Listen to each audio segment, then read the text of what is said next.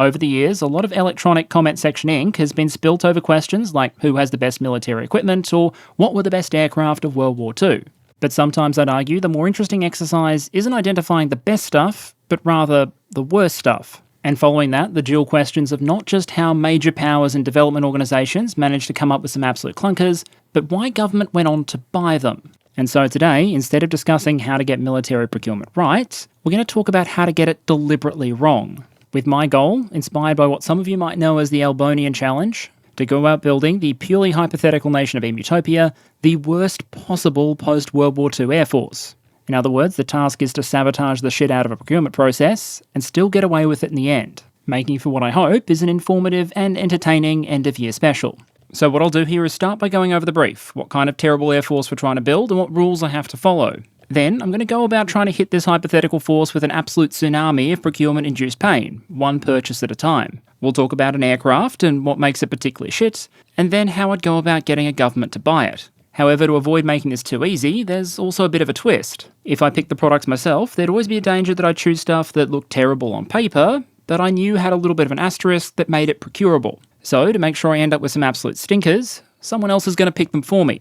And since the ability to recognise a shipbox from over the horizon is basically a national superpower, today's F-tier aviation entries are going to be served up by fellow Australian Animarchy history, with some ground rules. He didn't have to pick the absolute worst aircraft possible, but ones that were terrible and he thought would be particularly hard to sell. Even better, when he sets out the problems with the aircraft, I have to take everything he says as a given. That means if he chooses to exaggerate or bend the truth in order to inflict just a little bit more pain within the bounds of plausibility, I have to go with it. Plus, I also have to deploy different procurement tricks every time. Now, before we get into procuring some absolutely terrible products, let me welcome back a returning sponsor with a good one. Covering a range of purposes, Odoo is an all-in-one family of business software. With 45 plus business applications, it can feel like they have a solution for every need. And if, for example, you want to build a website quickly, easily and efficiently, their website builder has you covered. Even if, like me, your skills are very work in progress. I previously said that Perun might benefit from having a website, and thanks to Odoo, now it's happening. That journey started by telling Odoo my objective as well as my business type. There were a range of defence options, but I told it to build something for defence consulting. Then I was actually able to feed it my logo, as well as pick what sort of pages I might need, and from that, Odoo generated some relevant theme and structure options. On your website, you can then easily drag and drop in new blocks to customise it, add in new text, and apply your theme in seconds. Odoo makes it easy to adjust different elements of your format, your layout, your typography. You can also pull images from your PC or a built-in royalty-free library and then customise those, including with various effects and animations. And perhaps the best part of all, your first app of Odoo software, whether it be the website builder or another application, is free for life, with unlimited hosting and support. And they offer a free personalised domain for 1 year as well. So if you're interested, please do check out today's sponsor Odoo. You'll find a link in the description. Okay, so let's go over the brief here. Firstly, congratulations, you are the newly appointed head of the Defence Organisation for Materiel in the proud nation of Emutopia. And after years of fighting and tens of millions of casualties, the guns of the Second World War have finally gone silent.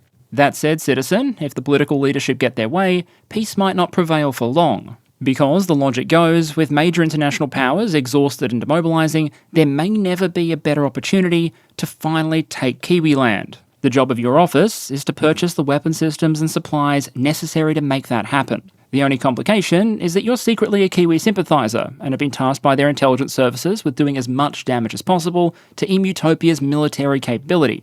And so for the security, prosperity and sovereignty of defenceless flightless birds everywhere, let's go about pumping as many procurement dollary dues as possible into military equipment that's preferably about as useful as a concrete parachute. And the first way we're going to rig the deck comes before a single aircraft has been purchased or even considered. Because first, we're going to write the procurement rules. And we're going to slip a few in there that look awesome on their face, but have about the same effect on the overall process as C4ing a sandcastle. I think it's a fairly well understood phenomenon in business and politics that if you want to watch out for someone trying to rig a report, you need to be aware that a lot of the time the easiest way for them to do it may not be to rig the report. It's to rig the scope, assumptions and rules that go into its creation. The phenomenon I'm looking to create here is something I call ruse AF in polite conversation. Rule sounds excellent, actually flawed. And yes, if you're in less polite conversation, the meaning of the F is flexible.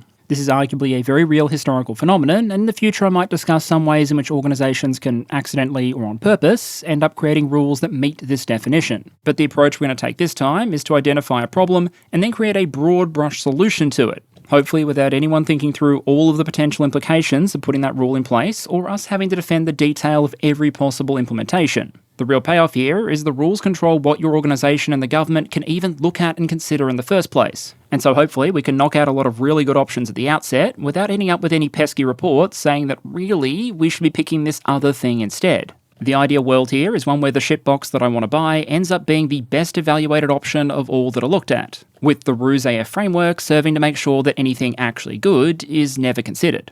For example, we know that Emutopia probably wants to go to war in the near to medium term. And what that means is it's really important that we avoid any kind of procurement delays and disasters. We simply can't afford the risk of new unproven designs and developments, especially when there are a huge supply of systems out there that just prove themselves fighting the largest war in human history. And so to limit risk and make sure that Emutopian pilots are only put into combat-proven systems, the Defence Organisation for Materiel, or DOM, will only consider aircraft that entered service during World War II.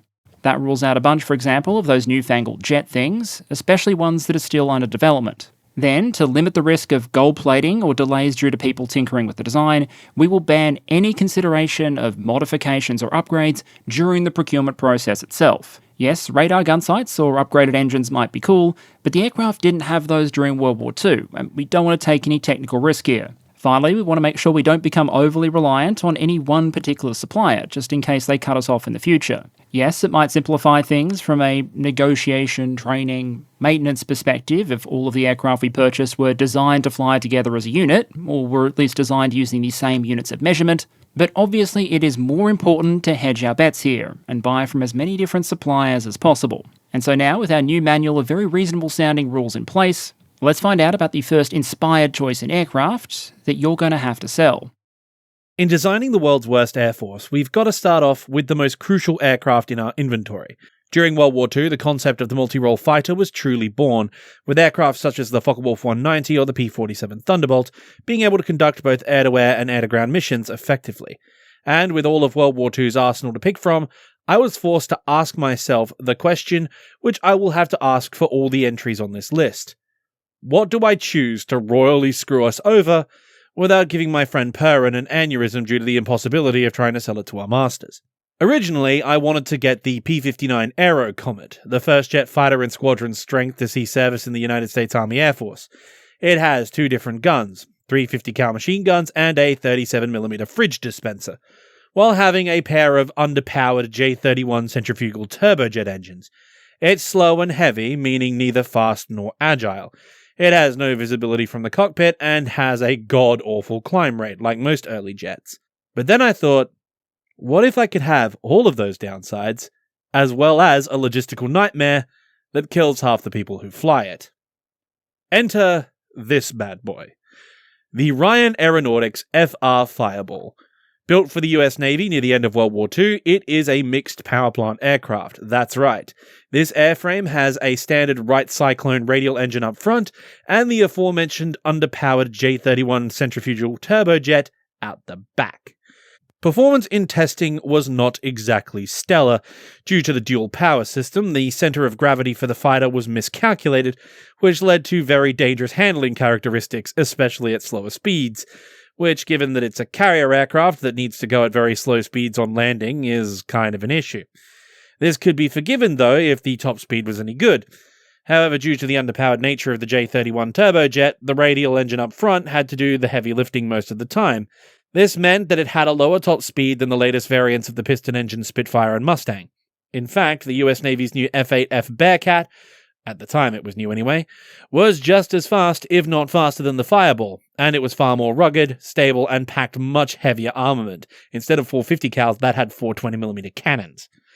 Then, there is the structural integrity of the airframe itself. The Fireball in testing showed that the airframe had serious problems with compressibility. When reaching higher speeds, such as in a dive, airflow over the control surfaces is disrupted by the fact that the lift surface, aka the wing, is currently breaking the sound barrier, causing shockwaves, while the aircraft itself is not able to pass through the supersonic barrier and is subsonic. Therefore, this along with the greater air resistance on the control surfaces means the pilot struggles to move the controls. And even if they can, there is a chance that because of those shockwaves over the wing, those control surfaces aren't getting any airflow and they're not affecting it, so it won't move. This resulted in a number of fireballs becoming literal ones after their controls locked up in a dive, followed by them ploughing directly into the ground. So we have a jet that can't go fast most of the time, and when it does go fast, it breaks, while the extra weight of the underpowered jet makes climb and turn performance equally terrible. How can this get worse, I hear you ask? The answer to that is the structural issues were not limited just to the flight characteristics. During the tests that showed the compression issue, it was also discovered that the wing design and construction had a nasty habit of snapping at the part where the airfoil meets the intake for the jet engine, because the intakes for the jet engine were inbuilt into the wing root. This resulted in some partially successful design work to remedy the problem, but ultimately it meant that the aircraft had to be limited to 5G. A fighter that can't pull hard G. You know, the thing that happens a lot in a dogfight. But it is a carrier aircraft, so at least the landing gear and the overall airframe and the shock tolerance of it will be rugged and good, right? Wrong. The Ryan's nose gear had critical issues, regularly collapsing on anything other than the softest of landings. In fact, gear failure across the board was a problem. And this tendency to suffer badly from shock damage also includes, you guessed it, sudden onset of G-force, meaning overstress was common, leading to wing and fuselage failures. And all of this on top of the cockpit, which, while better than many earlier aircraft designs, still had issues with rear visibility. You know, the place where most people will shoot at you from.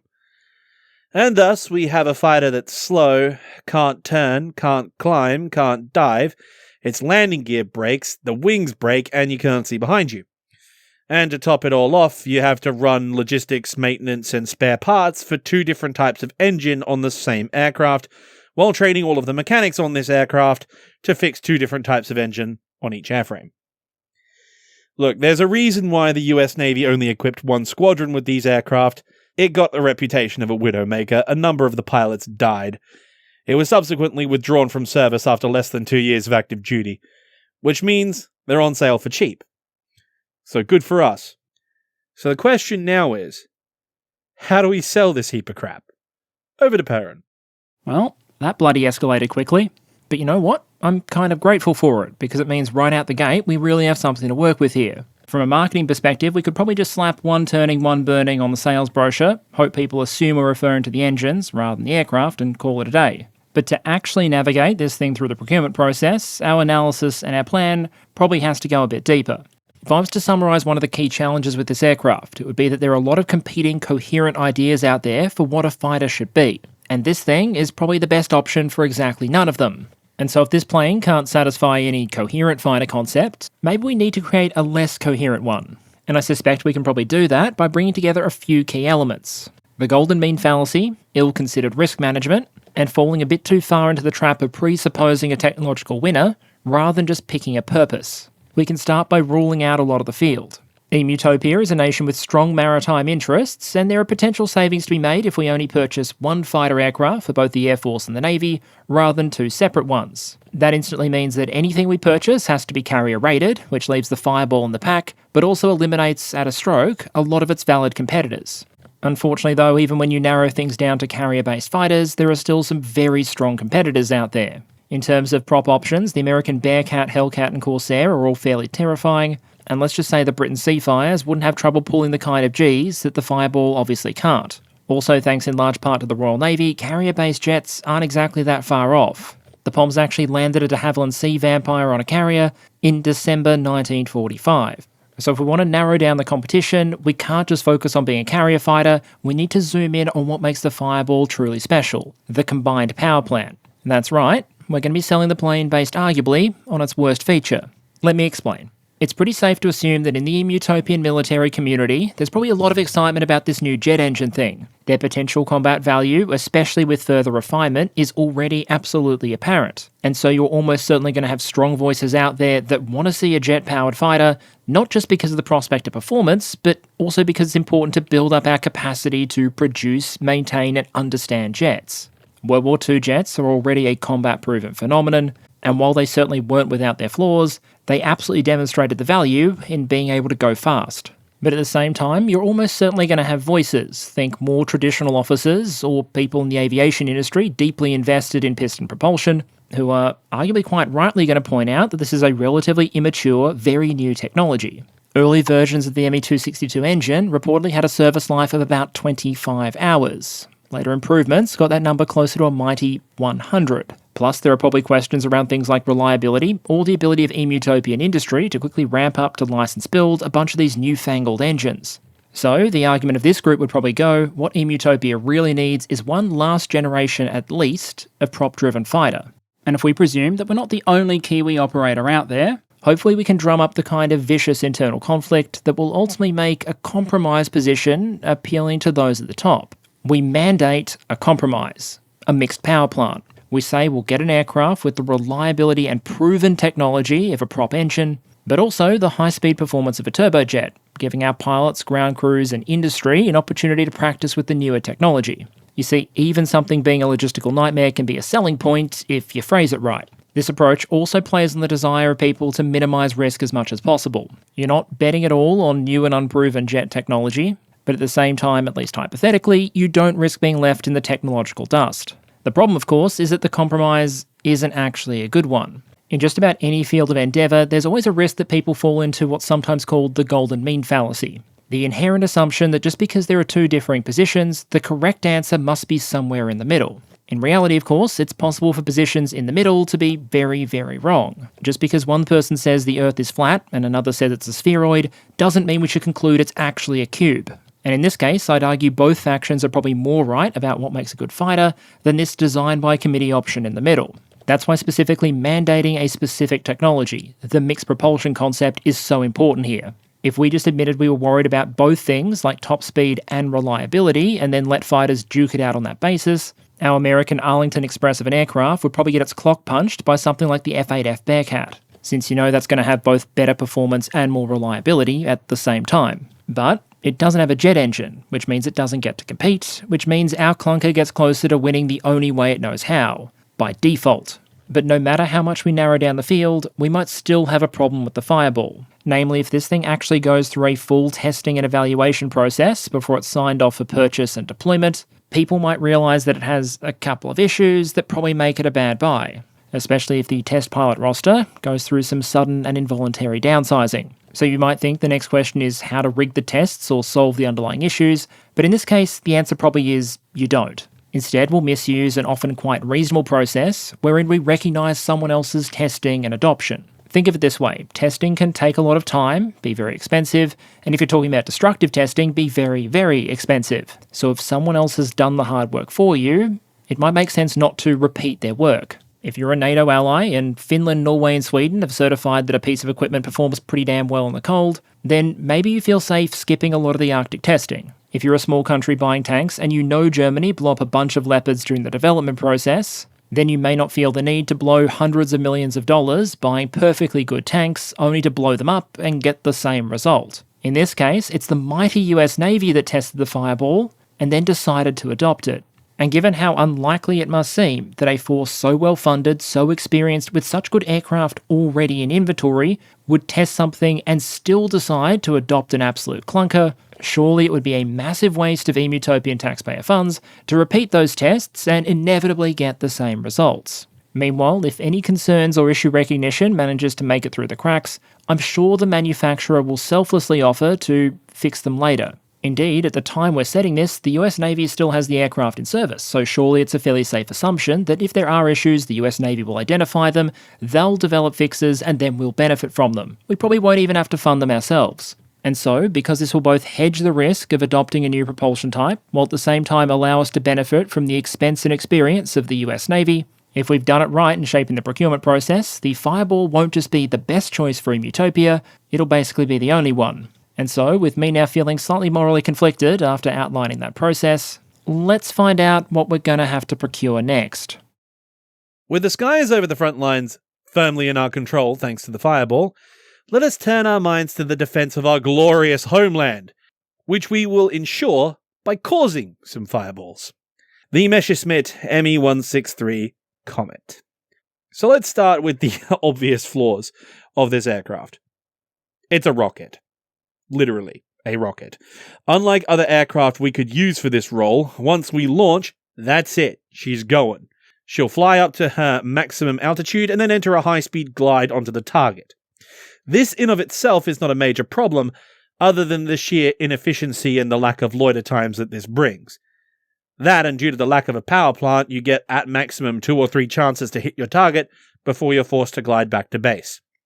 This raises another issue, which is that due to its attack methodology, it is only really suitable against piston-engined bombers in formations, aka the American and British bomber streams of World War II. Without a conventional power plant, the Me-163 is useless against any low-level attackers or fighter sweeps, while also being incredibly vulnerable on RTB, return to base, and landing. It is the ultimate. It is actually the definition in aviation of the one-trick pony. Now, I want to go on record here and say that having a dedicated weapon system for a role is not exactly a bad thing. But what matters in a war is the economics of that dedicated weapon system and if it's worth the payoff you get from investing in it. And this thing isn't. For all its performance, which is incredibly impressive given the speed and aerodynamic capabilities of the airframe, the logistical and operational issues of the Me-163 are awful. Let's start with the rocket engine itself. Aside from the fact we now have to add rocketry to the fighter maintenance schedule, that alone, we have to teach all our mechanics rocket science now. Due to the design of this particular rocket motor, we have even bigger problems. The fuel for the 163's rocket motor is a hypergolic mixture, meaning that it explodes when it comes into contact with the outside world at normal temperatures. This mixture is generated by an explosive chemical reaction between 2 chemical compounds, C-stuff and T-stuff. And what's worse is that these chemicals are incredibly toxic, excessively corrosive, and above all, hyper-volatile. In fact, they are incredibly difficult to work with to an absolutely ridiculous extent. T-stuff especially was problematic, as it will have an explosive reaction with any combustible material it comes into contact with, no matter what it is. Cloth, leather, grass, wood, doesn't matter what it is. If it's combustible, it will explode when it comes into contact with it. Thus, it had to be kept in a metal container. However, due to its highly corrosive properties against iron or steel, as it's an oxidizer, they had to be stored in aluminium or aluminum tanks. C-stuff, conversely, was highly corrosive against aluminium as well, and thus that had to be kept in glass or enamel tanks. Now keep in mind how this fuel works in the context of the engine. Essentially, the rocket engine manages the flow rate of the reaction between the 2 fuels in order to generate an incredible amount of thrust. It creates an awful lot of power for relatively little fuel, which then leads to one of the biggest problems, or rather the ultimate problem. If these compounds are so volatile, which they are, and this reaction is incredibly efficient, which it is, what would happen should an unregulated reaction take place? Not only do we have to manufacture PPE to protect pilots and crew from the fuel, not only do we have to build facilities to store these fuels safely with insane levels of safety protocols and enamel tanks, glass tanks, aluminium tanks. Should any residue of the fuels that this aircraft uses remain in the tanks, should any residue remain on the airframe, or should any just simple lapse in judgment take place during the fueling process, this aircraft will detonate. It'll explode, killing the pilot and the ground crew working on it. Instantly. Kaput. Then there is the recovery method. The Me-163 has a disposable landing gear relying on a glider landing skid, so basically when it takes off, it ditches the landing gear. This is perfectly fine and actually a rather ingenious design, as we can recover the landing gear and just reattach it when we relaunch the aircraft. Well, it's fine unless there is residual fuel in the aircraft, because in that case, the violent shock of landing could lead to... But after the aircraft is landed, due to not having an engine nor landing gear, someone is going to have to go out into the middle of the airfield with a crane, pick up the aircraft, and bring it back to the hangar to have its gear refitted. which is a rather long-winded process for something which is supposed to be a quick turnaround interceptor. And given that we can't actually train our pilots on a powered variant, we have to have glider versions and a squadron of glider tugs, not to mention a large reserve of training pilots, given how many we're likely to lose due to... Did I mention that this thing can randomly explode? Anyway, on top of all those issues, we now have the Mark 108 30mm cannon to add to our list of weapon systems. So that's 2 types of ammunition so far. In fact, you know what? I'm wondering how many calibers we're going to go through by the end of this list. So I'm going to put a counter up in the corner. Let's see how many different calibers and weapons types we have by the end of it. Anyway, over to my colleague. You know, I kind of expected we were going to see the ME-163, and I'm very much happy to have this logistical disaster of a one-trick pony on our shopping list. I feel like the aircraft shortfalls were just covered fairly extensively, but let's summarise. The aircraft's range is awful, it blows up a lot, its mission flexibility is very limited, and the things supporting it blow up a lot. The training requirements are extensive for just about everyone involved, from the pilots to the ground crews, with high levels of casualties involved, because, as I said, it blows up a lot. There is, however, a pretty foolproof way to make sure the Emutopian Air Force buys this thing to serve as their next Interceptor, but that particular technique, sometimes called requirement or specification tailoring, is such an I-get-out-of-jail-free card in this context that I really want to hold it in reserve, just in case there are any more complicated buys later in this episode. Instead, I think we're going to hone in on the very thing that makes this aircraft difficult to deal with in the first place. It's a rocket-powered interceptor, and turn that into its primary selling point, by leaning in on the same kind of techniques and phenomena that gave us the likes of the dot-com bubble and NFTs. We're going to lean in on technological fixation and a whole bunch of hype. We need to start, I reckon, by thinking about this a bit differently. Our goal here isn't necessarily to sell a particular airplane, the ME-163, although that is what we want to happen. What we need to sell people is the unlimited promise and FOMO that can come with a new and exciting technology, to the point where people are so fixated on what a technology could hypothetically do that they ignore the limits of what it currently can do, or even frankly what it is likely to do in the near or medium term, given the limits of tight budgets and the laws of physics. If we're going to pull this off, our first target probably shouldn't actually be the defence establishment itself. Instead, we'd probably go to the media and the public first. The goal here is to build up publicity and excitement around rockets in the public, and then by extension in the political decision-making group, with the basic argument we want to get out there going something like this. Rockets are awesome, this is obviously the technology of the future, the Germans already showed the potential of this stuff, and now all of the advanced nations are clearly racing ahead with their rocket programs. We, as the proud nation of Emutopia, can't afford to be left behind on this frontier of technological development. We want to push excitement, coupled with a little bit of FOMO. If we don't build up our rocket industry now, we're going to fall behind everyone else. And we're going to miss out on all the incredible potential that military and civilian rocketry can offer.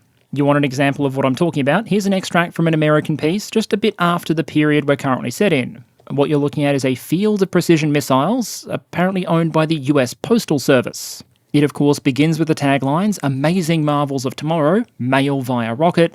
A missile expert predicts rocket mail by 1965. Here are MT's ideas on how the system could function." It then proceeds to tell a story of how a New York corporation needs to get some documents signed in a hurry, so it puts them in a rocket to fire at the counterparty on the other side of the country, in San Francisco. Because obviously New York firing missiles at San Francisco is the only reasonable solution to getting a document signed properly. Even then, without advancements in other technologies, the math of missile mail never really made sense, but that didn't matter, because it was exciting. And believe it or not, at least briefly, they did actually do it. The US Postal Service established a branch office on the submarine USS Barbero, retrofitted the Regulus missile, which would normally carry nuclear warheads, to carry mail containers instead, and in 1959 fired a delivery at Florida. For the US Navy, this was probably just a nifty stunt, an opportunity to show off the precision and capability of their missile systems. But the Postmaster General of the time reportedly describes it as the first peacetime employment of a guided missile for the important practical purpose of carrying mail, while also reportedly saying, quote, "Before man reaches the moon, mail will be delivered within hours from New York to California to Britain to India or Australia by guided missiles. We stand on the threshold of rocket mail," end quote. Sometimes cool factor trumps practicality, and that's what we're going to trade on here. Setting up this kind of information or influence campaign obviously wouldn't be your role as someone in military procurement. Instead, it would presumably fall to some other Kiwi agents or assets. Hopefully you would know someone who knew someone who could backbrief someone in order to get some carefully constructed anonymous leaks or concepts to someone in the business of selling magazines or newspapers. And if you do it right, people will start thinking that a proud country like Emutopia obviously needs a rocket program. And then the natural complement to a fear of missing out, of course, is just straight fear. World War II just saw multiple cities levelled by aerial bombardment. It also saw the introduction of a new and horrifying weapon system, the atomic bomb. And so there's a fear to leverage here, a nightmarish scenario where Kiwi rocket or jet bombers, flying too high and too fast for our fighters to intercept, rain down death wholesale on the helpless emus below. It doesn't necessarily matter how reasonable or realistic any of that is in the near or medium term. What matters is that it is bloody scary. And so obviously, with the first duty of any government being the protection of its citizens, it would be an inexcusable oversight, clearly, for any Emutopian government not to embrace the only technology that offers a reliable defence against these kind of threats: the incredibly fast and rapid climbing rocket Interceptor. Basically, my plan is to get the Emutopian to buy the comet, not because the military says they require it, but because the people and politicians demand it. The problem, though, is what happens next. Once it actually enters service and its limitations become apparent while it begins to kill pilots and ground crew, there's every danger that the lustre of the hypothetical will be replaced by the realisation of reality. And so we need to find a way to stop the Comet program being foiled by its own failings. Fortunately, we have just the tool for that. We classify it. Obviously, rocketry is a new, exciting, and very dangerous and sensitive technology. And don't you know it, those Kiwi spies are everywhere. So everything even vaguely associated with rocketry, from the fighter program to university-level research, is going into the inky darkness of a top-secret void. We are going to classify everything to do with rocketry so incredibly hard that if little Timmy so much as sets off a stomp rocket in his backyard, that kid's getting tried as an adult and sentenced to 25 to life. Information about our rocket fighter program, and especially the failures of our rocket fighter program, is obviously highly sensitive information that could be beneficial to our enemies. Either because it could reveal vital weaknesses in our national defence, or because it could help them avoid making the same mistakes in their own programs. And the helpful phenomenon here is you can imagine that the longer something like this remains classified, and the more failures get swept under the rug, the more embarrassing it would be for all involved potentially if it ever came out. So what this hopefully means is that the longer this goes on, the more accidents occur, the greater the incentives are on all of those involved to keep the program classified and also to keep it rolling in order to maintain appearances. That's obviously not guaranteed. It's always possible that some of the leaders involved will decide to shut the program down and wear the failure, rather than continue sacrificing pilots to maintain the charade. But if we're lucky, the bet will pay off. And if the Comet can remain in service for even half a decade, an enormous amount of resources we wasted on the aircraft, the training, the base facilities, and everything that goes into this program, all for an aircraft that, by that point, might be coming up against the likes of the F-86 Sabre and the MiG-15. But hey, at least we built a rocket plane. But anyway, now that Emutopia, at least hypothetically, has a way to shoot down incoming Kiwi bombers, obviously we need a couple of bombers of our own. So let's see what we've been saddled with. When I say World War II strategic bomber, people think of the B-17 or the Lancaster, or maybe even the Short Sterling if they are a truly cultured individual. They don't think the Soviet Union when they think of four-engine bombers. And trust me, that's for a very, very good reason. This shitbox is the PE-8. It is the pinnacle of Soviet and later Russian military equipment design. It has an 11,000-pound bomb load, a range of 2,300 miles, a ceiling height of 30,000 feet, and a top speed of 239 knots. This is comparable to the Lancaster or B-17 on paper. In reality, the PE-8, while generally alright in terms of capability, is hardly the best aircraft for the job. And with it, there comes a host of problems. Throughout its lifespan, the PE-8 went through about 5 different types of engine, none of them reliable, and some of them with the ever-so-slight propensity to catch fire, with a large percentage of its losses coming from mechanical failures and maintenance issues rather than enemy action. Although the exhaust stubs on the engines for this aircraft were not shielded, and as a result they are lit up like Christmas trees at night, which is not ideal when you're doing stealth raids over Berlin. It doesn't have a unified crew compartment. Instead, the pilot and co-pilot sit in tandem like a fighter cockpit, while the gunners, flight engineer, radio operator, and bombardier each have to enter their own compartments, individually. Should any of the crew be wounded if they're hit by flak or fighters, it would be very difficult, if not impossible, for their comrades to come and render aid to them. Meanwhile, the gun positions are rather awkward, with one gunner under each wing and an engine nacelle, a nose gun, a tail turret, a top turret, and a ventral gun blister, all of them having rather restrictive fields of fire, with 3 different types of gun no less. 2 20mm Schwach cannons, 2 12.7mm UBT machine guns, and 2 7.62 Shkas machine guns. 3 more calibers to the counter. And of course, a total of 11 personnel, the most manpower intensive of the heavy bombers of the period. So, here we have a complex 4-engine heavy bomber with severe maintenance and reliability problems, average performance for its role, and being manpower intensive regarding crew. 3 types of ammunition required for its defensive armament, and to top it all off, Soviet build quality from the era of the Great Purge. Perun, my guy, I wish you luck when dealing with our political masters. This one's probably going to be a hard sell. Actually, mate, I reckon it's going to be super easy, because even though we are talking about the P8 rather than the P2, which was a pretty decent tactical bomber for the time it was introduced, there's a quirk here which might well make it the easiest one on the list. Because when it comes to my strategy for making sure this aircraft is procured, the characteristics of the aircraft itself almost don't matter. I won't go over the various claim shortfalls again and how we might cover for them, because at the end of the day, all we really need for this exercise is for this to be a 4-engine heavy bomber with a record of at least sometimes doing heavy bomber things. And in that respect, while it's not exactly an Avro Lancaster or a B-29, it does get a pass.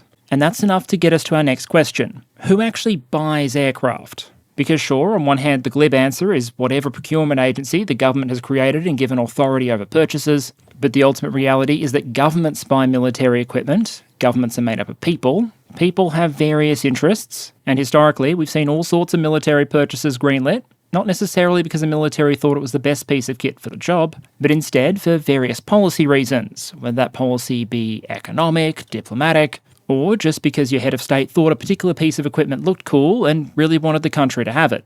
And with this bomber, I think the soft underbelly of the argument comes down to geopolitics.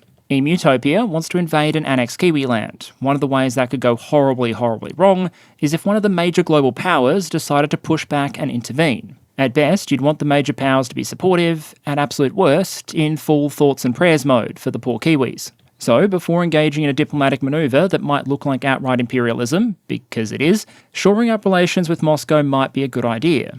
And what better way to do that than by openly buying Soviet military equipment, especially military equipment the Soviet armed forces themselves probably no longer want. The process of making this happen probably doesn't begin in DOM, because foreign policy isn't DOM's call to make. Instead, what we probably want to do is deploy that old trick of backbriefing, this time targeting those at the Department of Trade and Foreign Affairs. Ideally, we want a bright idea to reach those who are responsible for trying to create better relations with the Soviets, not an easy task at the best of times, and who preferably either don't know much or don't care much about actual military preparedness. The thought that we want to place basically goes like this. The Soviets have a bomber, we need a bomber, and the only reason we're not buying these cheap, effective aircraft in a way that would solve your foreign policy problem partly overnight is obviously because the defense guys are biased and don't want to buy a Soviet bomber. We want the accepted narrative within trade and foreign affairs to be that there is an easy foreign policy win to be gained here, and also to poison the well against any potential objections by casting them as just anti-Soviet and political.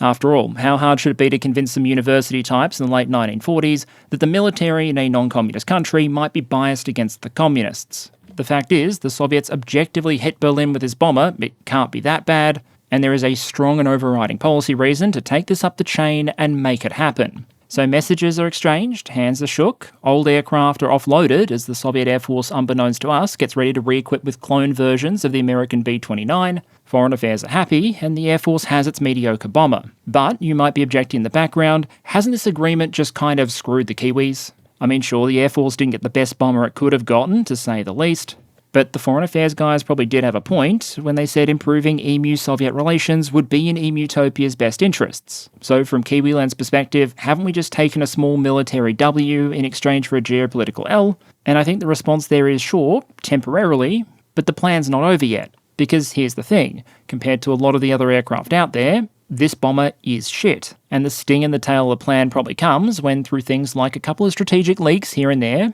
we start to let the public and the press know just how suboptimal and potentially dangerous this aircraft is. You can imagine the narrative, scandals and sensationalism that basically writes itself. The equipment is shit, the government is presumably shit for forcing pilots to fly it, and all kinds of conspiracy theories about undue Soviet influence can be flung around the place to try and explain how the aircraft was purchased in the first place. From Kiwiland's perspective, if all goes according to plan, there are a couple of wins to gain there. Firstly, you might entrench in the public and politicians who may not always pay the most attention to military procurement the underlying idea: Soviet equipment bad. And that, coupled with risk aversion in the future, might make future decision makers very cautious about buying additional Soviet equipment, even if it happens to be the best bit of kit for the job. It'd be kind of hilarious, for example, if the country starts skipping out on the AK once it becomes internationally available, just because it happens to be Soviet. The extension on that is it probably isn't going to do great things for EMU-Soviet relations almost no matter what happens. If the politicians don't publicly defend Soviet equipment, that's going to cause friction. If they don't buy more in the future, that's going to cause friction. All of which to say that while buying a country's military equipment can do good things for bilateral relations, buying it and then having a public scandal when it turns out to be crap can actually take things in the other direction. And so this might be a rare case of being able to kill more than one flightless bird with a single thrown stone. Buying bad equipment and sabotaging bilateral relations all in a single move. So, with my thanks for the geopolitical freebie, mate, what are we buying next? I hate this thing. It's ugly, it's unreliable, a death trap, and generally average at anything it was intended to do. In fact, if one makes a lesson on how not to do aircraft design, this heap of literal flaming garbage is what they will have a picture of. Now, like all the other options on here, the paper concept seems fine. In fact, this seems like the perfect multi-role tactical bomber option.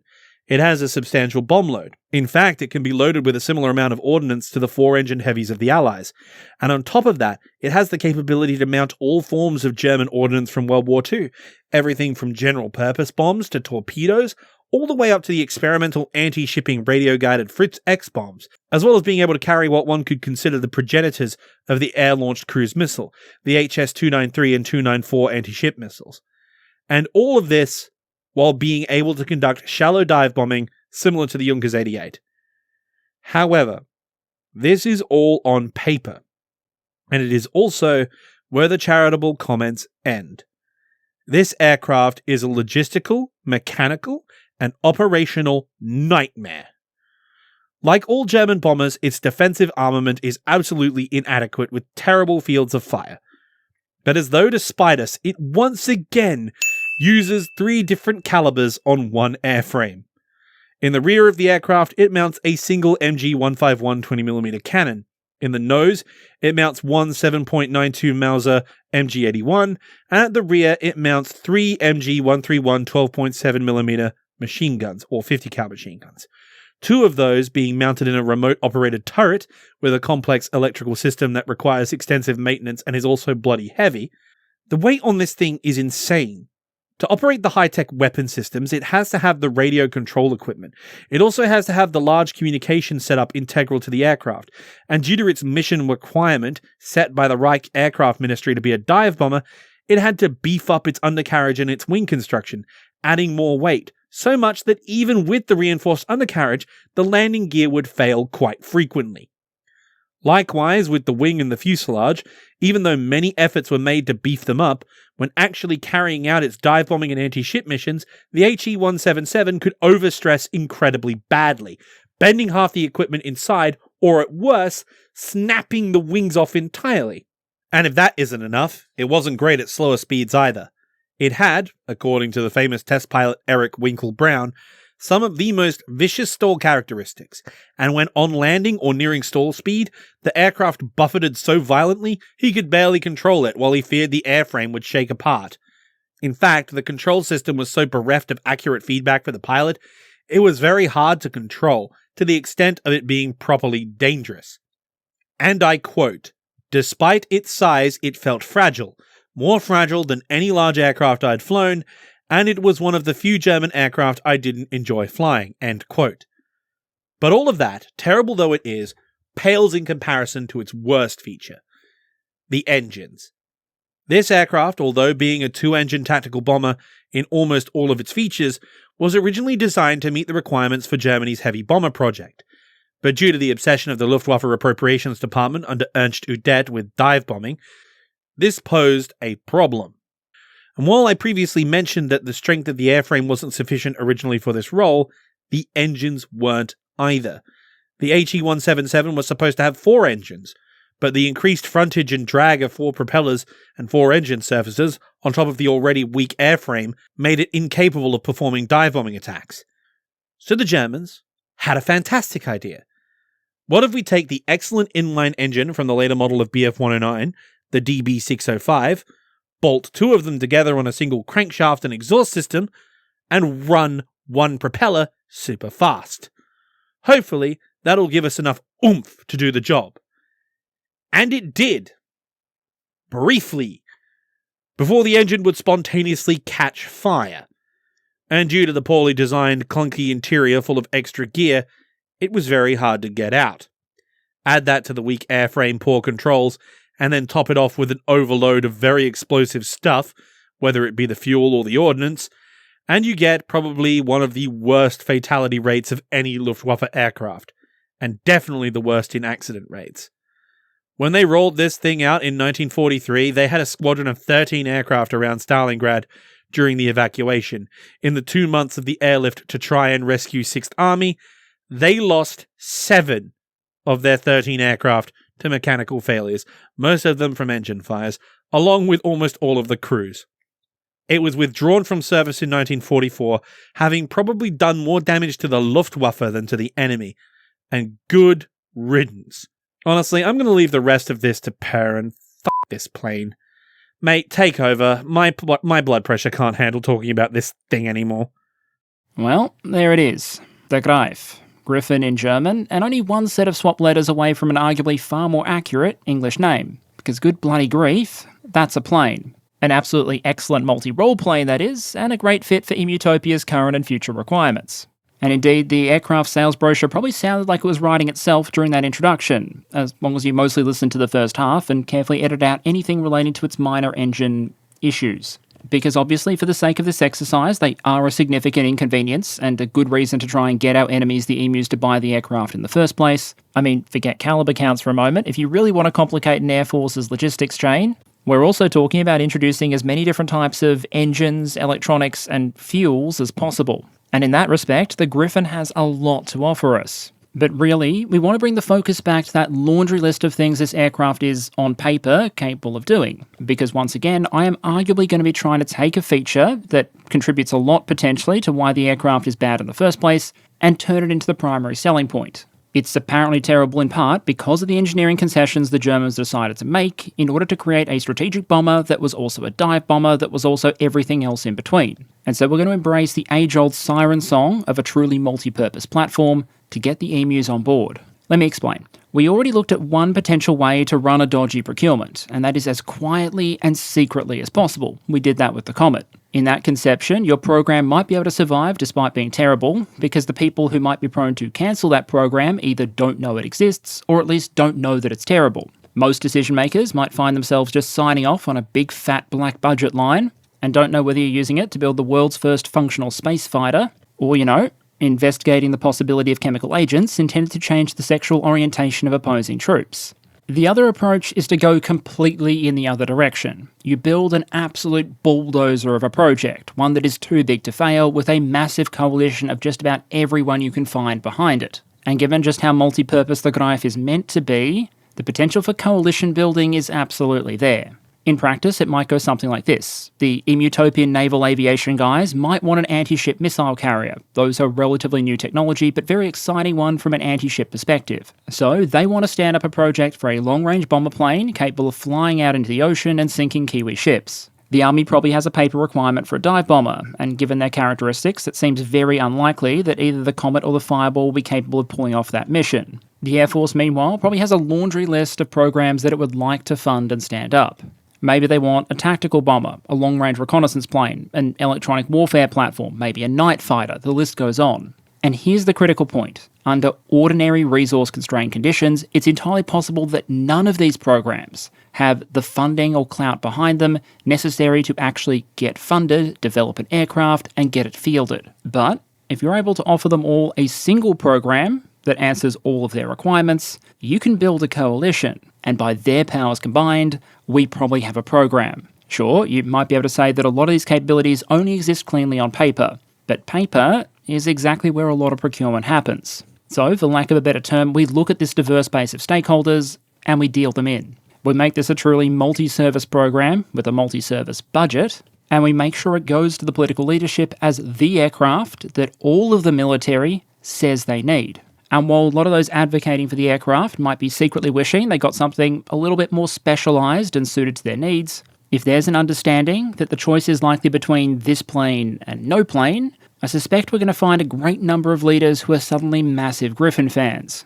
This approach also means we're embracing very different tactics when it comes to ensuring the survival of the program, not just the fact that it stood up and the aircraft selected in the first place. With the Comet, it was meant to survive because fewer people knew it was failing. But with the Greif, the expectation is it'll survive because absolutely everyone knows it's failing, but everyone is too invested to allow it to. It's kind of like the old adage that if you owe a bank $10,000 and can't pay, you have a problem, but if you owe them $10 billion and can't pay, they have a problem. If you have poured enormous amounts of political and very real capital into a program designed to address so many of the military's aviation needs, then the consequences of just scrubbing it for military readiness, future force plans, and the reputations of almost all those involved, which remember is a whole bunch of people, is going to be massive. That means if we handle it right, call it a sunk cost fallacy or not, we might be able to play on incentives here to continue investing in the program, basically brute forcing the thing into being a success by throwing enough time and money at the problem, rather than accepting that the decision itself was a mistake and buying something better instead.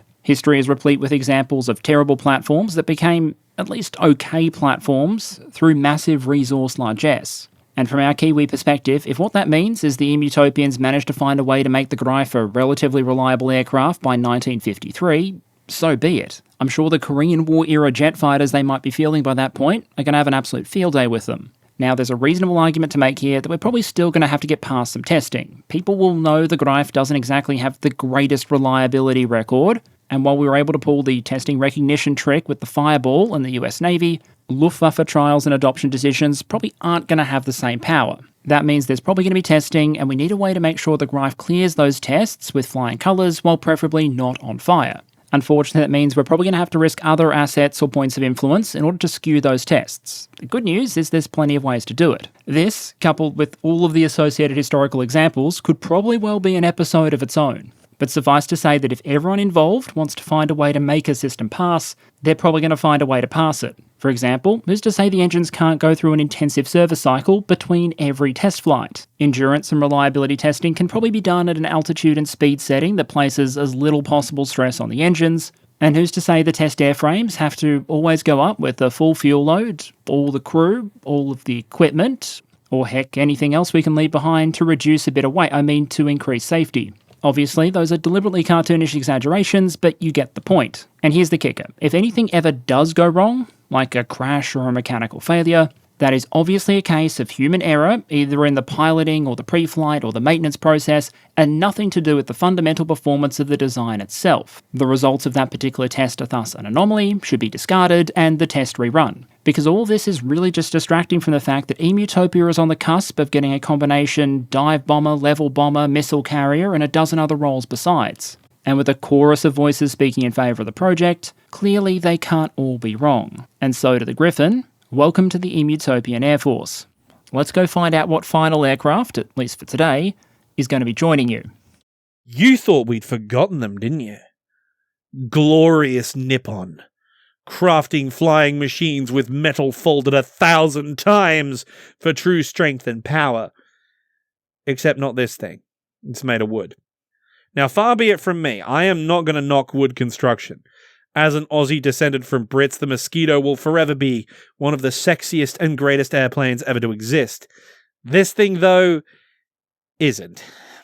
That said, it is, like our previous entry, a very unique and actually quite historic aircraft, as it is the first purpose-built anti-submarine warfare plane to enter service, equipped with a magnetic anomaly detector, onboard radar, and even a full set of ESM equipment. Which, for the Japanese Imperial Air Service, is actually quite notable. Now, one thing the more observant among you may be thinking about is, hey, wait a minute. that looks a lot like a Ju-88. And yes, it does. This shouldn't surprise you though, as during the 30s and throughout the war, Japanese aircraft designers borrowed the various design ideas of their allies. But this aircraft is actually much smaller than the Ju-88 and is designed for an entirely different role. But one of the major reasons for the design and why it was adopted was the greenhouse canopy and nose combined with the relatively streamlined wing and fuselage design. This gives the crew excellent observation abilities while having room for all of the complex equipment required for the role. So, I hear you ask, why is this actually a bad choice? Simply put, it's Japanese. Or rather, it has the issues common to almost all Japanese airframes of World War II. It is hideously underpowered. As a long-range anti-submarine warfare aircraft with Pacific operations in mind, it was designed for the maximum cruise range possible. The downside to that is that it only goes 200 miles an hour at top speed. Its engines have 600 horsepower each. Like seriously, for an aircraft engine, that's pathetic. I don't want to know how long sorties would be with a full combat load of fuel and ordnance on this thing. And speaking of fuel, no self-sealing fuel tanks, and wooden construction. In a world where every single anti-aircraft weapon system fires incendiary tracer. Oh boy. This thing is a death trap unless we have complete air superiority, and due to the low power, we can only carry 2 small depth charges compared to a Catalina or a Sunderland, which can carry a full load of full-size charges while having comparable ranges. Honestly, they have to realize we are sabotaging ourselves at this point, for no other reason than if anyone picks a maritime patrol aircraft these days, other than the PBY Catalina, they're wrong. Period. No debate. Oh, and what's worse, this thing can mount either Japanese 20mm cannons or Japanese 7.7 machine guns. So 2 more calibers for our already ridiculous logistics trail to put us at the total in the corner. Also, these engines suck. Did I mention that? Anyway, over to my colleague.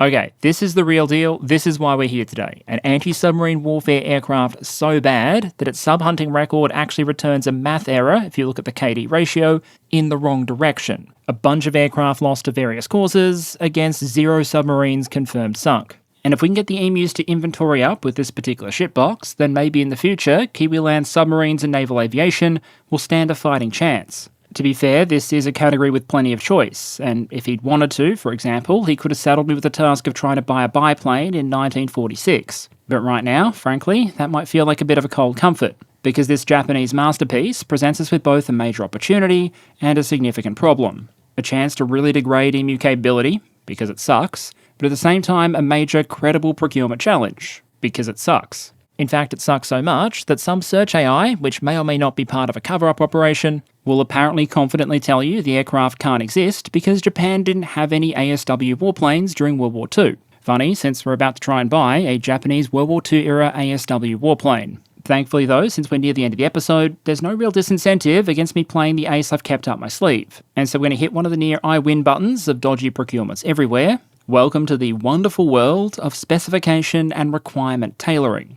The reason this matters is because there's a lot of surplus, proven, very capable ASW aircraft out there in 1946. The American privateers, for example, you can see one on screen, were adapted from the B-24 Liberator strategic bomber. They had incredible range, sensors, defensive armament, payload, and a proven record of destroying enemy submarines. If you want something cheaper, the PBY Catalina flying boat, again, has more range, more performance, more payload, the extra flexibility of being able to land on water and being used for purposes other than anti-submarine warfare, all while having the distinction of being able to claim a majority of the submarines sunk by US Navy aircraft during the Second World War. And it wasn't the only American or Allied-built aircraft with a good ASW record that should be available on the market. AI, for example, will helpfully suggest the Boeing B-17, which apparently sank 19 U-boats in February 1943 alone, flying for the RAF's Coastal Command. Which is an interesting interpretation of the source article, which says that 19 German U-boats were sunk in total that month, 7 of which were destroyed by the aircraft of Coastal Command of all types, not just the B-17s. I'll stop taking the cheap shots at AI search engines for the moment, but by now you probably get the picture. It's not just that the Tokai is bad, it's that there are much, much better options out there. And if we allow this to turn into a game of comparing objective record and performance against objective record and performance, we're not going to get the result we want. Instead, what we're going to do is tailor the requirement a bit so the aircraft are competing on more than just their ability to hunt submarines. Usually when the market is given a requirement, it's not a single sheet of paper that just says, "give good tank," or "make better fighter." They're often much more detailed than that, because a military will often have specific ideas of what it needs a system to be able to do. For example, you might have a certain range requirement in mind, or you need the system to be compatible with your communication system or your weapon systems. Maybe you want to specify that any fighter aircraft should come with an ejection seat, or if you're a country like Canada or Finland, you may want to specify temperature tolerances that are a bit different than on a piece of equipment expected to spend most of its existence bush bashing down under. In procurement, requirement setting is a great power. It's one that can and should be used responsibly. But it can also be employed for corruption or sabotage, and that's where we're going today. Let's start with something that sounds very reasonable. Deployability is important. We need to be able to base this aircraft in multiple places to cover as much ocean as possible, because you never know where the submarines might be. That means it's very important that the aircraft we choose is able to use our existing infrastructure. After all, it would be entirely unreasonable for us to re-engineer all of our bases just to accommodate a single new aircraft type. And two important aspects of being able to use existing base infrastructure is A, being able to take off from the existing runways, and B, being able to fit inside the existing hangars. Because we can't leave our aircraft out in the open, now can we? We're not the Russians. You see, it turns out there are a couple of bargain basement airstrips across Emutopia, some of which are about as wide as the gap between the red and yellow flags at the beach on a day where the lifesavers feel like phoning it in a bit. We find the narrowest one we can, demolishing any that are too narrow for our chosen airframe, and then set a maximum wingspan requirement so the plane we buy can fit inside the remaining hangars. In this case, I think a wingspan limit of 53 feet should do it, given the Tokai comes in at 52 feet 6 inches. With the likes of the Catalina coming in at around 32 metres or more than 100 feet, that takes care of that. Reliability is also something that's going to be important. It's an ASW aircraft, it's going to be flying over the ocean a lot, and one way to achieve reliability is to make sure the aircraft has at least 2 engines. That way, if one goes out, it can possibly make it home on the one that's still running. So we set the requirement for a twin-engine design, instantly knocking out any single-engine designs, including most of those that might actually be able to operate from our carriers, as well as conveniently any 4-engine systems, although those were probably already taken out by the hangar limit. And because there are probably still some decent competitors out there, we can make the wish list ever more precise. Speed is good, but we can't specify a speed requirement because that might knock out our chosen design. Instead, we'll require the design be a monoplane, because monoplanes, all else being equal, are faster than biplanes. That knocks out a bunch of legacy designs, including derivatives of the fairy swordfish, for example. We can add a requirement that it must use radial engines, not inlines, because they're more durable under enemy fire. We'll leave out any requirement for self-sealing fuel tanks or anything like that, of course. We'll set a requirement that it needs a forward-facing armament of at least a 20mm cannon, since the Tokai can mount one of those and a lot of existing designs can't. We'll require at least 1 defensive machine gun and a flexible dorsal mount, not a turret.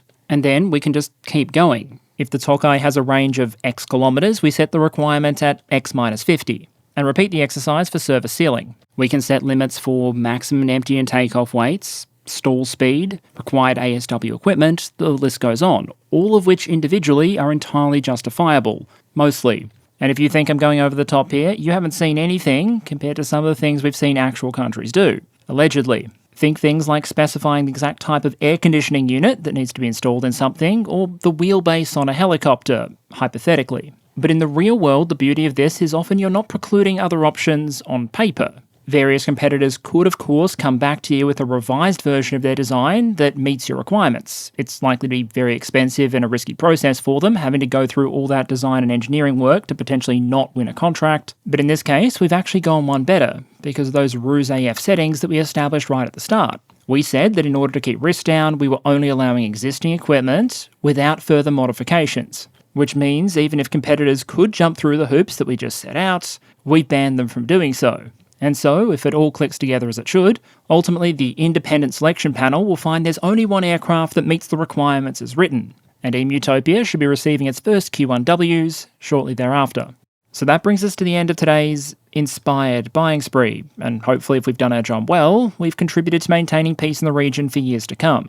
It goes without saying that we could potentially have gone into more detail about every design that was chosen, but ultimately what I wanted today to achieve was to A, be a little bit of fun, while B, also serving to illustrate a point. In military procurement, as in so many things, you can sell almost anything. And if you want to come up with a process that spits out good answers, at least most of the time, on what the system should be buying, often it's not just important to watch the way the competition itself plays out, but the rules that are set for it. Most of the hypotheticals I came up with today are really quite legitimate tools being misused for nefarious purposes. Governments obviously have to place some limit on who can compete for contracts or what sort of product they're after, but even if it's very necessary to have rules, that doesn't mean they can't be misused. You can also imagine cases where these things might go wrong, even if it's not outright sabotage, the way it was in our scenario today. Instead, in various scenarios, it might be corruption or just simple incompetence, which go into shaping seemingly reasonable processes that spit out sometimes unreasonable results.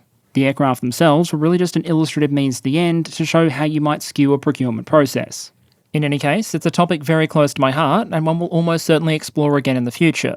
But for the moment at least, I think we can end it here, leaning back and saying farewell to the year with some satisfaction, knowing that we've done our bit for the cause of Kiwi survival. And so, for the last time in 2024, let me close out with the channel update.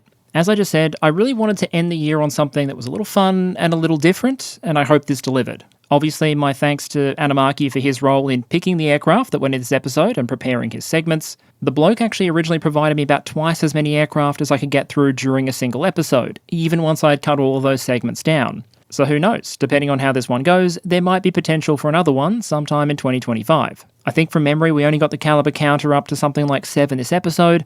I think he eventually gets as high as 17 if you look at the full pack. I do have some broader reflections on 2024 as a whole and the channel's journey through it, but perhaps those should wait until we safely make it into 2025 first. So with my thanks as always to all of you for your ongoing engagement and support, I hope to see you all